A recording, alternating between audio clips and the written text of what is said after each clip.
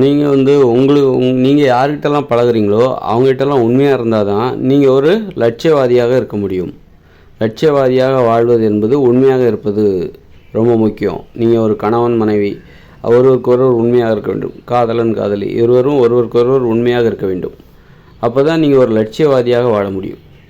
லட்சிய உறுதி இருக்குல்ல, லட்சியவாதியாக வாழ்வதற்கு ஒரு சாதாரண மனுஷங்க மாதிரி வாழ்வதை விட லட்சியவாதிகளுடைய வாழ்க்கை தரம் உயர்ந்தது. அவருடைய வாழ்க்கை தரம் என்பது உயர்ந்ததாக உள்ளது.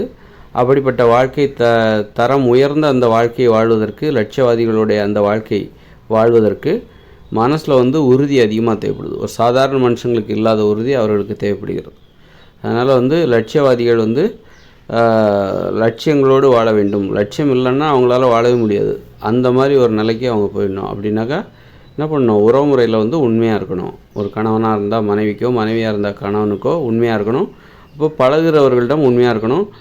அதாவது என்னென்னாக்கா, மனசில் வந்து ஒருத்தருக்கு வந்து தீங்கு செய்கிற நோக்கத்திலே அவரை வந்து அழிக்கணும், அவருக்கு வந்து கெட்டது நடந்தால் சந்தோஷப்படுற அந்த மனநிலையோடு ஒருத்தரோட பழகக்கூடாது.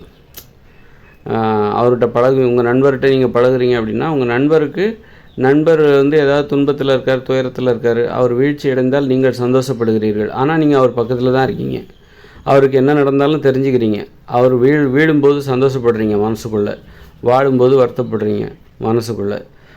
வெளியே காட்டாமல் வெளியில் நடிக்கிறீங்க. அவர்கிட்ட பழகும்போது நீங்கள் நடிக்கிறீங்க அப்படின்னா, அப்போ நீங்கள் அவருக்கு உண்மையாக இல்லை. உண்மையானா என்ன அர்த்தம் அப்படின்னா, நீங்கள் உங்கள் நண்பருக்கு உண்மையாக இருப்பது என்பது என்னவென்றால், நீங்கள் எப்படி உங்களுக்கு உண்மையாக இருப்பீங்க? உங்களுக்கு நீங்கள் தீங்கு செய்வீங்களா? நீங்களே உங்களுக்கு தீங்கு செய்வீங்களா? செய்ய மாட்டீங்கள்ல. அப்போது அதுதான் உங்களுக்கு நீங்கள் உண்மையாக இருப்பது என்று பொருள்.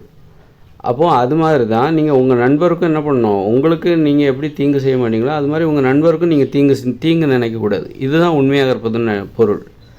அது மாதிரி ஒரு கணவன் வந்து ஒரு மனைவிக்கு எப்படி உண்மையாக இருப்பது என்றால், அந்த மனைவிக்கு வந்து நல்லது எதுவோ அதை செய்யணும். அதுதான் உண்மையாக இருப்பது. ஒரு கணவன் தனக்கு எப்படி நல்லது நினைப்பானோ அது மாதிரி தனது மனைவிக்கு நல்லது நினைக்கணும். ஒரு மனைவியும் அது மாதிரி தான், தனக்கு எப்படி நல்லது நினைப்பாடோ அதே தான் கணவனுக்கு. அதான் உண்மையாக இருப்பது என்று பொருள். இப்போ வந்து நீங்கள் சிகரெட் பிடிக்கிறீங்க, அப்போ நீங்கள் உங்கள் உடம்புக்கே நீங்கள் உண்மையாக இல்லை. உங்களுக்காக இருக்கிற அந்த நுரையீரலை வந்து நீங்கள் சிகரெட் பிடிச்சி உங்கள் நுரையீரலை நீங்கள் காலி பண்ணுறீங்க. அப்போ நீங்கள் உங்கள் உடம்புக்கு நீங்கள் உண்மையாக இல்லை. மதுபானம் அருந்துகிறீர்கள், ரசாயன மதுபானங்களை அருந்துகிறீர்கள், சிகரெட் பிடிக்கிறீங்க அப்படின்னா உங்கள் உடம்புக்கு, உங்கள் உடல் ஆரோக்கியத்திற்கு நீங்கள் உண்மையாக இல்லை. உடல் ஆரோக்கியத்திற்கு விரோதமாக செயல்படுகிறீர்கள். உங்கள் உடம்புக்கு நீங்கள் துரோகம் செய்கிறீர்கள். உங்கள் உடம்பு அழிவதற்கான வேலைகளை நீங்கள் செய்கிறீர்கள். இப்படிப்பட்டவங்க தங்களுடைய நண்பர்களுக்கும் என்ன பண்ணுவாங்க, அவர்கள் அழிவதற்கான வேலைகளை தான் செய்வாங்க. நண்பர்களும் நல்லா இருக்கிறத அவங்க விரும்ப மாட்டாங்க. ஏன்னா இவங்களுக்கே கெடுதலாக நினைக்கிறாங்க.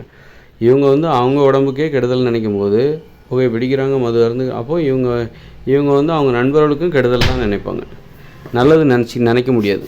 இப்போ இவங்க வந்து இவங்களுக்கே உண்மையாக இல்லாத போது இவர்களை சார்ந்தவர்களுக்கும் உண்மையாகவே இருக்க மாட்டாங்க. மனைவியாக இருந்தாலும் யாருக்காக இருந்தாலும் சரி, நீங்கள் உங்கள் உடம்புக்கு உண்மையாக இருக்கீங்களா? அப்போ தான் உங்களால் மற்றவங்களுக்கு உண்மையாக இருக்க முடியும்.